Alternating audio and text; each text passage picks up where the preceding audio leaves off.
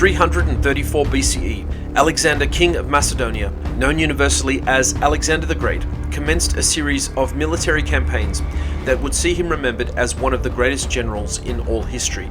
In 13 short years, he amassed the largest empire in the entire ancient world that covered 3,000 miles, and he proceeded to conquer the majority of the ancient world without modern technology, with most of his army on foot, and with only face-to-face communication. Ask any Jewish historian how he was regarded by the Jews, and the answer will likely be that he was a friend to the Jew. But why? Why did he not ever conquer Jerusalem in his expansion of power and influence? Contrary to popular belief, Alexander was not technically a pagan, because he was a student of Aristotle, who was also not a pagan. Aristotle's concept of God was that a creator existed. The Greek philosophers referred to God as the first cause. He pushed the button, so to speak. However, once he did this, he did not do anything more. What happened on earth did not interest him.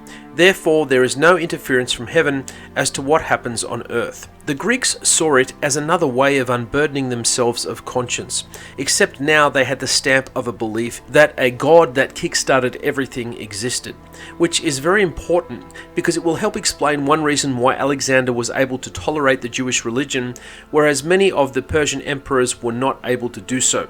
Aristotle knew that all the stories of the gods from Apollo to Zeus were made up. Alexander, as Aristotle's chief student, also believed that. Therefore, the ideas of the Jews were much more acceptable to Alexander.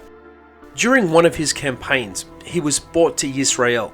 He arrived during the reign of the great high priest, the last of the men of the great assembly, Shimon HaTzadik. The Jews at that time were terrified of the now victorious Greeks because they had backed Persia in the war. We will see this story repeat over and over again in the time of the Second Temple. The first option was to fight, which is what the Jews did later with the Romans.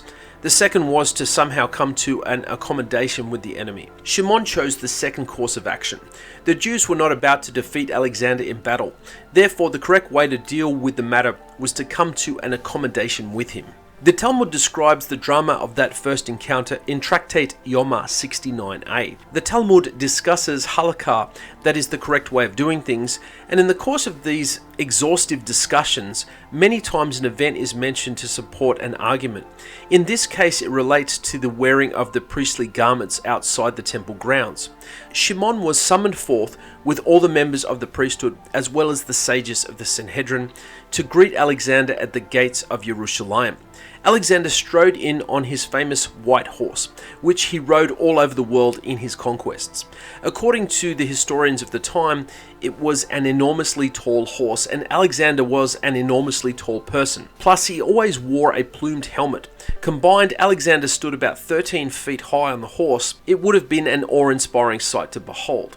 But when Alexander saw Shimon, he was awestruck. When he drew near, he dismounted immediately, and he walked over and he bowed down to the ground to him.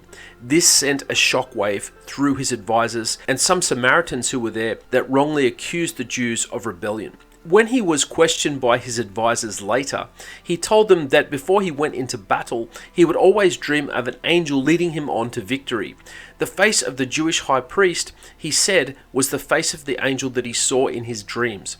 This is why he bowed down. This account is also supported by Flavius Josephus, and in his writings goes even further. In his work, The Antiquities of the Jews, Josephus describes Alexander accompanying the priests into the temple. They then proceed to show him a prophecy from the scroll of Daniel, wherein Daniel declared that one of the Greeks would destroy the empire of the Persians, which Alexander saw as himself. This pleased him so much that on the following day, he asked the Jews to make any request they desired of him. Shimon asked that the Jews might freely obey the laws of their forefathers, and they might pay no tribute on the 7th year.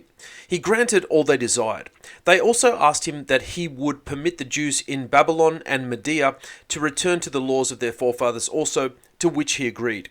Because of Aristotle, Alexander was positively disposed towards the Jews. Instead of destroying and subjugating them, he made an arrangement with them.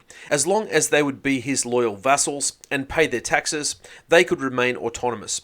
That was an enormous concession because Alexander was rarely that accommodating to any nation. Alexander did express a desire to erect statues of his image in Jerusalem, but the Jews persuaded him to refrain from doing this if they named every male child born in the next year Alexander. This is why the name Alexander, or Sender for short, became a common Jewish name even to this day. There is a direct link to Alexander's attitude toward the Jews and his success on the battlefield, and it is no coincidence that he was probably the most successful military leader in the ancient world. Alexander went on after his meeting with the Jews to study Torah for 2 years, and it is believed that his death was attributed to his learning and what he eventually did in the face of his learning. In his encounter with the Jews, he had the potential to choose a different path, but where much is known, much is required. Unlike mainstream historical accounts of his eventual illness and death, the true story of Alexander's demise occurred after he attended an orgy in Babylonia. At one point in the proceedings, he paused to drink from a cup of wine. The tray the wine was being carried around on also had an idol on it, which was to be acknowledged before any wine could be consumed. Alexander bowed to the idol and drank. At this moment, he became ill and eventually died. During Alexander's short reign, the Jews enjoyed a period of relative peace, but his untimely death, and with no children to succeed him, caused the land he conquered to be divided up amongst his generals. Over the next 20 years, things gradually went into decline as his subordinates squabbled over territory, leading to civil wars until eventually the region of Judea fell to the rulership of Antiochus Epiphanes, who caused horrific torment to the nation of the Jews, which eventually led to the Maccabee uprising and the miracle of Hanukkah. Throughout history, the Jews have been subjugated by nearly every major foreign superpower that has come to prominence, but they have always maintained who they are, that is, the chosen people of Hashem. And if we stop to look carefully at the annals of history, we see that not every tyrant or dictator moved directly against them. In fact, some who rose to power actually improved the life of Jews. One such man was Napoleon Bonaparte.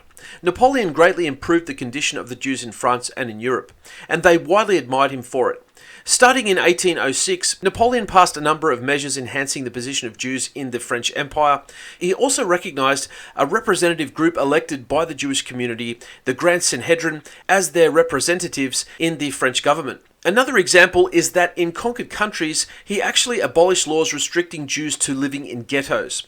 And in 1807, he designated Judaism as one of the official religions of France. Thank you for joining me again on another episode of Weird Hebrew Tales, the History Edition. I hope you like the video and share it, and also subscribe to the channel if you can. Bye for now. Hey, before you go, if you like this series and you want to find out much more, check out our books, All Lights On in the Master's House, Lightning from the Master's House, Flying Chariot, Fallen Dragon, and Is Alcoholic. All available on Amazon.com and other online bookstores, and help us to continue to spread the word.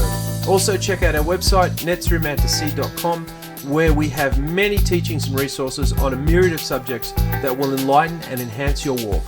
Bye for now.